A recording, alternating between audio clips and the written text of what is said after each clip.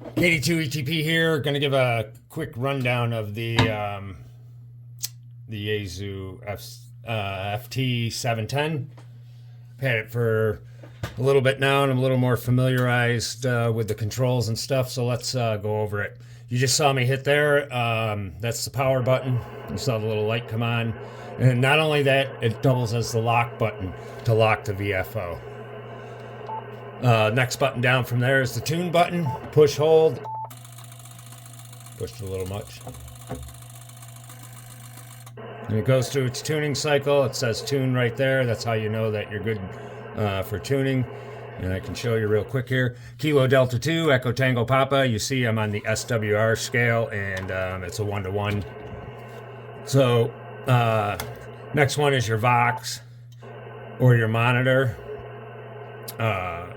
Monitor Vox, and that you can hear the Vox kicking in like that. And because I'm using this mic here, it marries with the radio good, and it does the Vox setting pretty nice. There's some obviously Vox settings that you can do.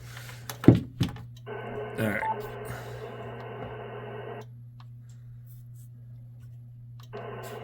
So anyways, let's go over here. This is the function one. This is kind of the most important one. When you push that, it brings you to the menu display. And so on the menu display, you can make all your adjustments to everything. This is most of the stuff you'll be using typically with your radio. There's also radio settings down here. These will give you another sub menu of settings. This one, mode, single sideband, AM, FM, data, RTTY. And if you look at here, this will also give you where you go. You can adjust the frequency, your low cut, your high cut, your slope, all that stuff. You also set your AGC here, your AF bass gain, and your middle gain. This is how you can adjust the tones coming out of your speaker. So real quick on that one, hit back. You got your CW settings. That's got all the stuff for that. Operating settings. Now this is where you go in and you can set the DSP, digital signal processing. It's good to play around with when you're in heavy band conditions and stuff. I did a little bit, but I've left it pretty much the way it is. I do adjust it sometimes when I'm in heavy, when there's heavy traffic on the band, let's say. And then you got your TX audio. This is where it's got the parametric equalizer that you can set for depending on the microphone you have. Because I'm using the M1 microphone from yeasu, which you saw in another video, I'll take a quick. That has all the settings and the EQ on it. So I got everything off on there. I'm not utilizing that at all. Excuse me. Then you got your general, you got your HF power max, your 50 meter power max, your 70 meter. You can adjust those settings and whatnot. And there's some other things in here you can do. Emergency frequency, TX inhibit, blah, blah, blah. There's a bunch of stuff to play around with. Just trying to give you a quick view here. So, and then you got your display settings. Your main display, your scope, your VFO color indicator, which are these little lines over here, and your external monitor settings, which I have up here, up above, but you've seen it in other videos, but I don't have it hooked up right now. I'm not using it. And then you got this extension setting, which sets date and time, and your SD card. That's how you format that. You got some calibration, your software version. On here you have your power and your monitor level if you're using that, your mic EQ if you got that on, your mic gain, contrast, color, dimmer, all that stuff. And it's all just push the button and then go back. You can switch. It goes back to that screen. You hit function again, hit another one. And it's a different one. Here's your DSP right here. This is your filtering. If you hit that, you can see it light up in gray here. You go through, you can pick what you want. do all kinds of crazy stuff here. Your width, your notch, expand it, go over here to contour, and you can get crazy and do whatever you want, just playing around like I am, because in the end, right next to it right here is your DSP switch. And so if you hit this, it's a reset. It brings you right back, long press by the way, it brings you right back to all the original settings that are in there. So that's kind of a nice feature, and it gives you a chance to play around with them and not have to worry about going back, turning everything on and off again. Right here you got the dynamic noise reduction. And let me see, I'll pick up a signal here. Let me go up in the bands here. There's got to be somebody talking here.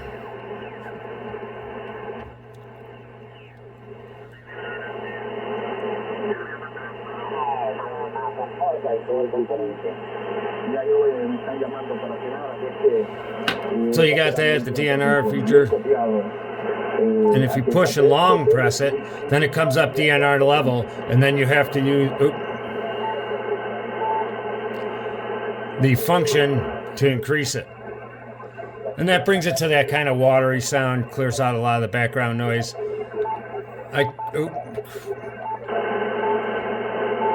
I typically have it down about 3, I think is good. Sometimes I jack it up a little bit, depending on the conditions on the radio. Let me turn this back down a little bit. We don't need all that noise. Quick button to narrow the filter. Obviously the band button there. You got your QMB.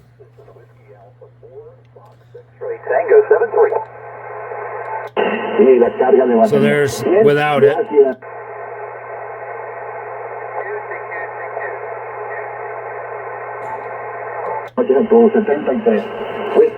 Quick memory bank is what that is. And then you got your VFO switch, A to B, voice memory. So I'm on memory 003. This is a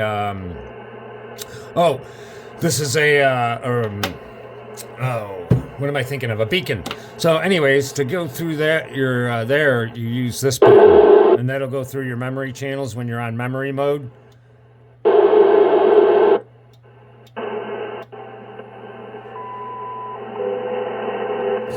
So there's a beacon on 10 megahertz. And then another one that comes in really good here lately. Not really getting anything there. Oop, where'd it go? I thought I had 25 megahertz beacon on here too, but I don't know where it is. Anyhow. So back to VFO mode. If you're in memory mode, again, and you want that on your VFO, you just hit memory to VFO. Now I'm back on VFO-A, and that I'm on the frequency that I was on there. You got your RF gain and your squelch over here. Set squelch way up, way down, whatever. That's just a single button, not a push button one, like some of these are double. Your AF gain, obviously, volume. Up on the top here, you got your mode.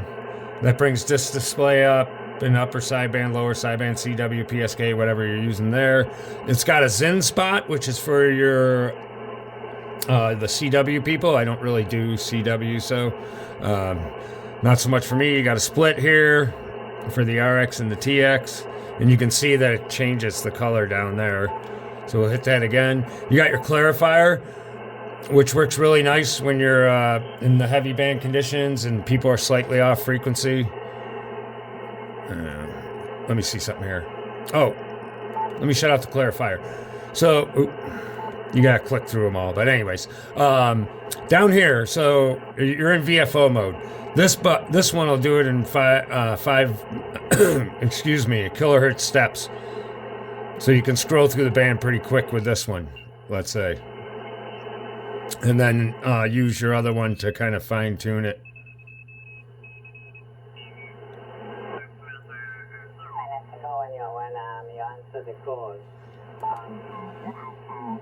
So you can see the clarifier. I just turned it on for the RX, and I'm all, I have it on that right there.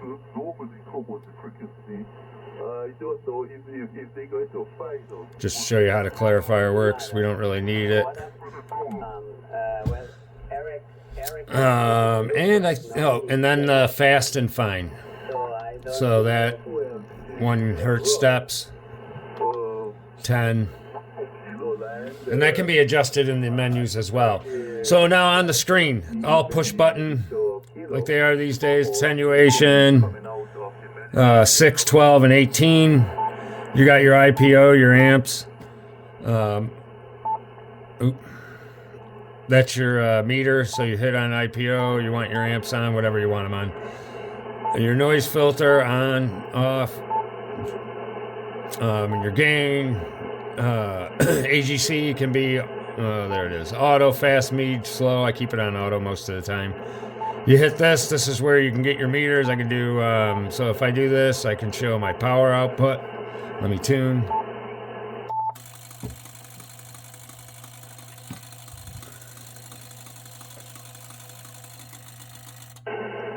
Kilo Delta 2, Echo Tango Papa, Kilo. Right up to 100. Okay, so go back here. I typically keep it on a SWR, so that I can keep an eye on my radio so I don't blow it up. You can do all your direct entry, or you can just change the top there. Shit. Sorry. By hitting that. And that'll go off in a second. And then that you can do the same thing without using the dial over here. You can change all these. Fine, we'll do a reset in case I changed everything. That's off. So one part I do like about this display screen, the pan adapter setting here, is right now I'm on the center of my frequency. Oops. That's not what I want to do. So right underneath the line there, you can see it. Well, you can't see it, but anyways, it says 14.17, which is what I'm on up there. Now, I can see this signal over here. So what I got this on now is cursor, and now I'm moving the cursor, although the center frequency of the pan adapter is still at 14.170. So just the cursor moves. And so say you go way over here and you're getting towards the end, you just hit cursor again twice, and now it's right back in the middle, and the center frequency is the frequency that you're on up there. You got your 3D. If you're like that, I don't know, I'm not a big fan of the 3D so much. You got the multi, which shows you the oscilloscope, your AF, FFT scope, as well as the band scope up here. You can expand it, make it all a little bigger, and it gets rid of some of the other functions. If you expand it like that, it kind of looks like that. It just expands the band scope. The span, obviously the amount of bandwidth that you're showing, it'll go up to 1000K, which is pretty good. I usually try to keep it a little lower. 100K is usually heavy for me too. I like to keep it around 50, just so I can see a closer area of the band, and you don't get so many lines. Sorry about being in front of the camera. Up here, this little level, it shows you that's the current function that you're on, depending on which one you pick. So if I pick AMC level here, go back, it says AMC level. Now that function button will control that particular feature, no matter what. Even if it goes away, it's still on AMC. The function button will always be on that. So, I don't know what I had it set for. I'll have to play around with that later. Hit the function button again. Pick something else. This is the level that you're getting on your screen here. So I'll bring that up so it shows a little more. What else? Span and your speed. Slow, fast, fast 1, fast 2, stop. That's the pan adapter speed. But I haven't really played around with that one much. but I'm not sure where I like it, but I kind of like that fast one, seems all right. Maybe a little less. Slow 2. So that in a nutshell is most of the functions, a quick overview.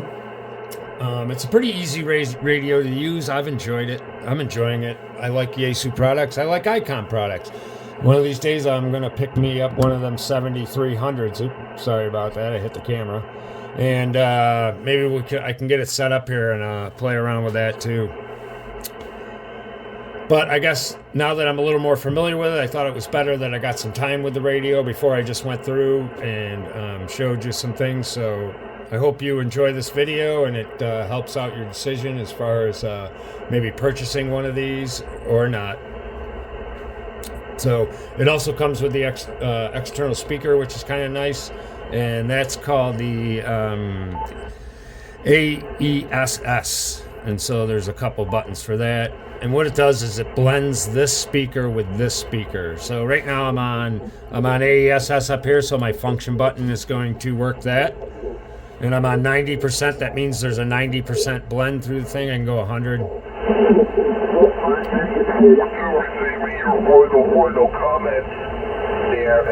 So I don't know how this will come out, the audio on here, but I will play around with that real quick for you so you can hear the difference. I just want to get it off my plate at this point.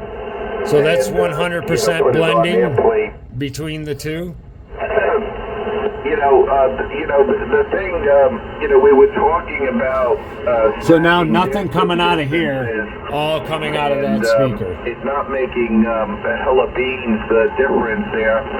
But, yet... And you can change the frequency or the frequency response on that. Technical details added, stacking distances. You only got two choices, 700 or 1000. And they tried to inject a lot of technical details, which I really didn't want to get into too much. I really wanted to just go into the story, the personal interest story there, but that's 100%. It's a good thing to add a few back down to more 0% details, but so just sorry, I want to throw that in there so you can see what that AESS was all about. It gives you a kind of a false stereo sound. Some people like it, some people don't. I kind of like it a little higher. I keep it up around 75 or 80 most of the time. And it seems to be a nice blend for me, but you can play around with that. And if you don't like it, you can put it all on one speaker or the other. There's a lot of options and stuff with that. So again, just a quick video, well, not quick video, but a video on the yeasu ft710, and maybe this will help make a decision whether something that's for you or maybe it isn't for you. KD2 ETP, I'll say 73, everyone.